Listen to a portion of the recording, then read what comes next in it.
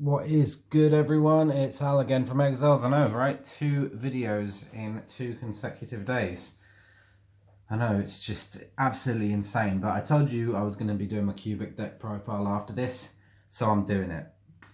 Now, Cubics are getting a bunch of support cards in Dual Overload, alongside the Malefic support cards, as well as some other movie cards support, which gives them access to cards that can unbrick them, protection in the battle, access to the seed from deck, you name it. But once we get those cards, we'll go into a deck profile then with further explanation on it.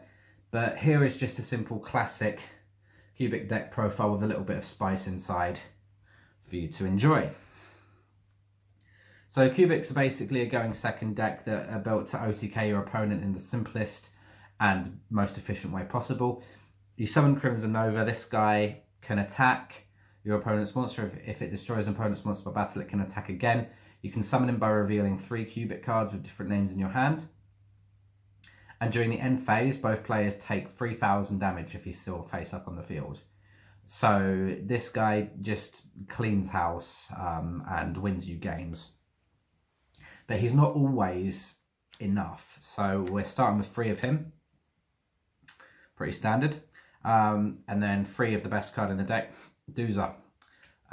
This guy on summon dumps any Cubic card from your deck to the graveyard, being normal or special summon. He has a quick effect that lets you boost him by the amount of Cubic monsters in your graveyard with different names.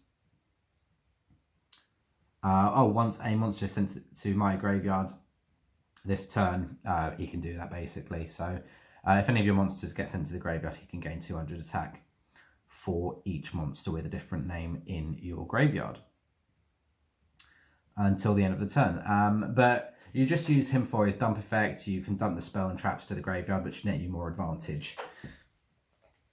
Now, the next lineup of monsters are the beasts.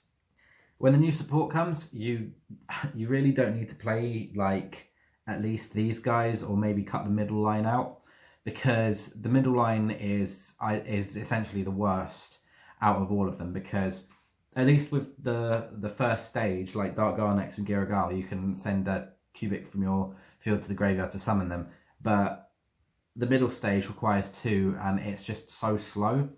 And the 3 tribute one there, the payoff, especially Buster, has a really amazing payoff. It 3,000 attack, and it can attack 3 times. It's just absolutely fantastic. So, normally you summon this off of Unification, and once it gets destroyed, you can bring back 3 Cubic monsters from your graveyard, and then add any Cubic card from your deck or graveyard to your hand after that's said and done. It's quite hilarious if you manage to resolve Buster, but you're not really doing it a lot. These guys are essentially in there for names and that alone. And like I said before, we're going into the Kings. These guys all inflict 800 burn on special summon.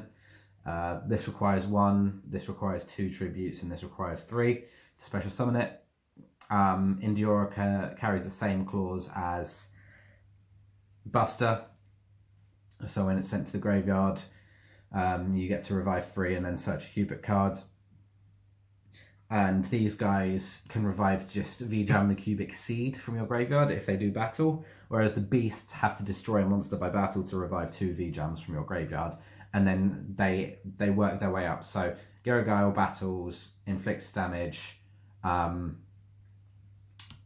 you revive 2 seeds from your graveyard by tributing this, and then you get to search for Vulcan Dragny, and then Vulcan Dragny does the same but with 3 seeds, and then you send it to the graveyard to search this, and they all work in that sort of way. But again, like I said, they're just there for names, and maybe if the game gets into a grind state, more times than not. V-Jam the Cubic Seed is such a hilarious card. It can't be destroyed by battle, and if it does battle at the end of the phase, or at the end of the damage step, it can put itself back into the back row and place a Cubic counter on the card that battles it. Now, Cubic counters are counters that prevent your opponent's monsters from attacking or activating their effects. They're ideally probably the best counters in the game at that matter. Triple Summon a Monk. This guy gets you Doozer out of your deck and triggers Doozer's dumping effect. It's pretty much your Ash bait, but if you can get this and Doozer out, you can go into some cool consistency plays using your extra deck, which is really nice. And to round that off, we're playing BLS because both Doozer and Monk are light and dark attribute. If you link Doozer and Monk off, you have the specific materials in your graveyard to go into a BLS. If you don't have access to Crimson Nova, and you can go into something like Pentastag and have a BLS that deals piercing damage. So that's always a nice thing to have. Now, running onto the spells, we're starting with the Triple Foolish Burial Goods because it dumps a spell or trap from your deck to the graveyard. And we're explaining why we're playing this first because Cubic Karma, you can banish it from the graveyard to search any cubic monster. Bear in mind, cubic monsters aren't once per turn. None of their effects are, so you can keep recurring their effects, as well as the spell or traps. You can activate as many of these banish to search effects from the graveyard in a turn as you want. Cubic Karma's on-hand activation effect lets you dump any number of V-Jams from your hand or deck to the graveyard to boost a targeted cubic monster on the field by 800 for each.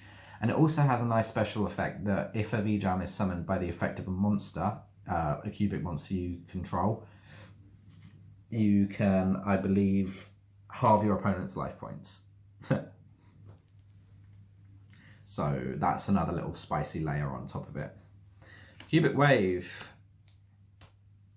I'm playing 3 of this. Some people play 2. I don't really know why. It's one of the cards you really want to see in your hand going second all of the time. It doubles the attack of your cubic monster, halve the attacks of one of your opponent's monsters, and you can banish it along with any number of cubic monsters from your graveyard to place the same amount of cubic monsters as cards banished on your opponent's monsters. So this can basically skill drain your opponent's field by itself, which is really nice. Double Desires, I mean, you could play Extravagance instead, but I don't have that kind of cash money dollar. Double Twin Twisters, I play more back row hate because this deck loses hard to back row. However, we do what we have, we bait out what we can with cards like Summon a Monk and even Instant Fusion. You can go into Thousand Eyes Restrict, suck up a monster, go into Linkaribo, do your plays from there. Brilliant. The 1 for 1, I'm thinking of cutting it simply because it's purely just to access V-Jam in times you can't do anything else, but V-Jam's a nice card to have anyway. Triple Unification, this guy can be used as a fusion card for getting into your big Crimson Nova fusion monster.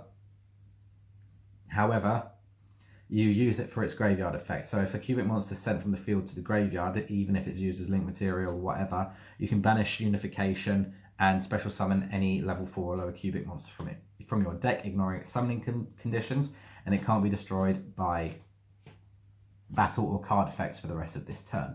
Predominantly, you can use it to summon additional copies of Doozer and dump more cards from your deck to the graveyard, as well as make rank 4 plays. You can also use it during your turn to bring out a card like Buster, providing you have V-Jams and Doozers and stuff in your graveyard. And if they so happen to run over that Buster on their turn, you get all that recursion for free, which is fantastic. Really good card. And finally, we're only playing these because of names. This card you never resolve, and it's going to be swapped out immediately for the new cubic cards that come out. Rebirth it's situational, and it gives your opponent like 3 monsters on board, but they all get cubic counters if they declare a direct attack, which is pretty decent. But Mandala definitely coming out, as well as some of the Kings and Beasts when we get that new support. Now onto the extra deck. We're playing 1 Crimson Nova Trinity. This guy wins games by himself, it halves your opponent's life points, attacks multiple times, but you never see him. This guy is basically your flashy, oh look at me, I'm going to win card. Basically, here's the card you want to summon if you want to flex on your opponent. Thousand Eyes Restrict is your instant fusion target, pretty simple.